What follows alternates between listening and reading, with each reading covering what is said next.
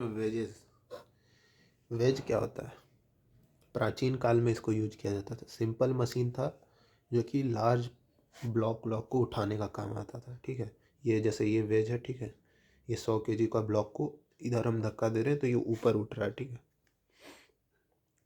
तो ये पहले के ज़माने में काफ़ी यूज़ होता था। अब तो खैर अभी भी होता है, कहीं होता होगा, गांव वगैरह में यूज़ होता होगा।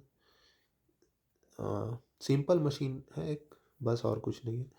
और इसमें ये जो रोलर्स लगे रहते हैं इनका फ्रिक्शन ऑलमोस्ट नेग्लेक्टेड है एज कम्पेयर टू इसका फ्रिक्शन, इन दोनों के बीच का जो फ्रिक्शन है। ठीक है, और ये 100 kg का एक ब्लॉक है और ये वेज का एंगल 15 डिग्री है। ठीक है, कोफिशिएंट ऑफ फ्रिक्शन इनके बीच का 0.2 है। आपको बताना है कि पी का वो क्या वैल्यू हो जिससे ये ब्लॉक जो है 1000 न्यूटन वाला, उसको उठाने के लिए पी का मैग्नीट्यूड कितना होना चाहिए। ठीक है, जस्ट रेज करना स्टार्ट करने के लिए पी का मैग्नीट्यूड कितना होना चाहिए। ठीक है, तो इसका एफ बी डी बना देंगे अपन। इसका एफ बी डी बना दिए 1000 N1। इधर देखो ये पुश हो रहा है इधर साइड से, तो नॉर्मल सिर्फ एक तरफ से आएगा। इधर पुश कर रहे हैं तो इधर से नॉर्मल आएगा। ठीक है, और ये ऊपर खिसक रहा है। ठीक है, ऊपर ऐसे वेज के ऊपर ऐसे ऐसे चढ़ रहा है, तो इसका रिलेटिव मोशन इधर है वेज बॉडी का, तो इसके ऊपर फ्रिक्शनल फोर्स किधर आएगा, इस डायरेक्शन में। 0.2 N2 एक फोर्स आ गया, N2 एक नॉर्मल फोर्स है, ये 15 डिग्री है। तो इसका नॉर्मल का एंगल देखो, इसमें कन्फ्यूजन है तो यहाँ से देख लो, 15 15 90 75। ठीक है, तो इसका N2 जो एंगल 75 बनाएगा और 0.2 N2 15 बनाएगा। ठीक है, सिग्मा एफ एक्स को ज़ीरो करो, सिग्मा एफ आई को ज़ीरो करो। पहले तो हम 1000 न्यूटन का बॉडी का बी डी बनाए, वहाँ से N1 बराबर एफ एक्स में 0.2 N2 कॉस 15 आया, और एफ वाई में इक्विलिब्रियम इस्टेब्लिश किए तो 1000 बराबर 0.2 N2 sign 15 equal to N2।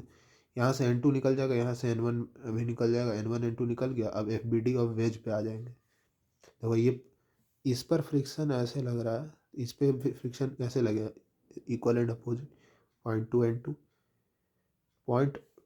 का कॉस 15 कॉम्पोनेंट प्लस N2 का कॉस 75 का कॉम्पोनेंट, बैलेंस P। ठीक है, तो ये एक तरीका है इसको बनाने का।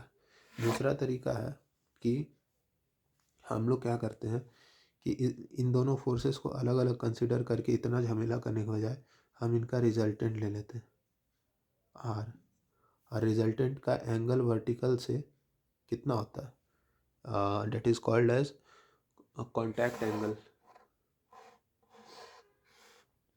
फ्रिक्शन एंगल क्या होता था, रिजल्टेंट का नॉर्मल से जो एंगल होता था, ये एंगल हमको निकल जाएगा tan इनवर्स 0.2, यानी कितना आता है ये tan इनवर्स 0.2 कितना आएगा, एक मिनट, 11.31।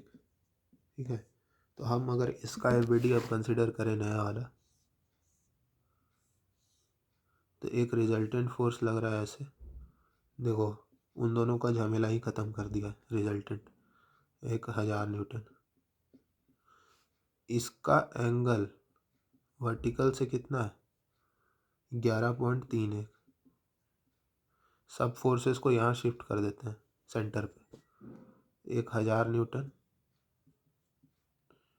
ठीक है,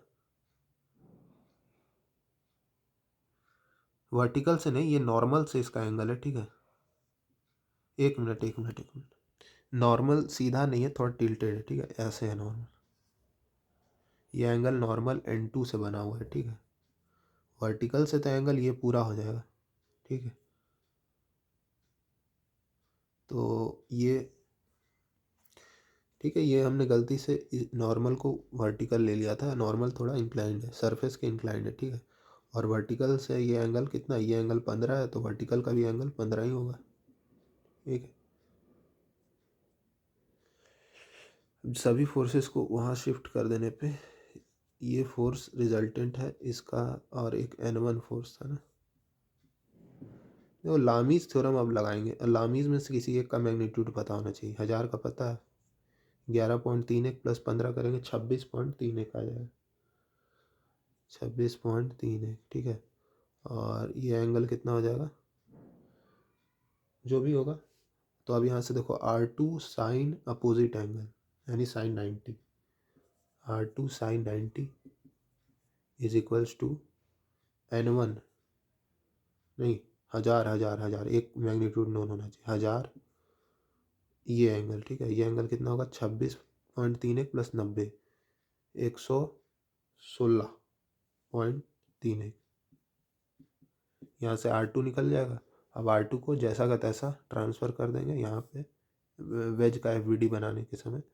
ये R2 है, ठीक है, ये N2 था ऐसे, ये 0.2 N2 वाला लाइन कैसे जा रहा था, कुछ इधर जा रहा था, ठीक है। ये बीच में R2 आया, ये कुछ इस तरह से है, और ये एंगल कितना था हमारा 11.31, और ये वाला एंगल कितना था टोटल 26.31, ठीक है। तो मतलब वेज का FBD बनाएंगे कुछ इस तरह का बनेगा। ये मेरा R2 और ये है उसका 26.31 एंगल वर्टिकल से, और ये फोर्स P। अब बस कुछ करना ही नहीं। R2 का मैग्नीट्यूड आ गया था 1115.56।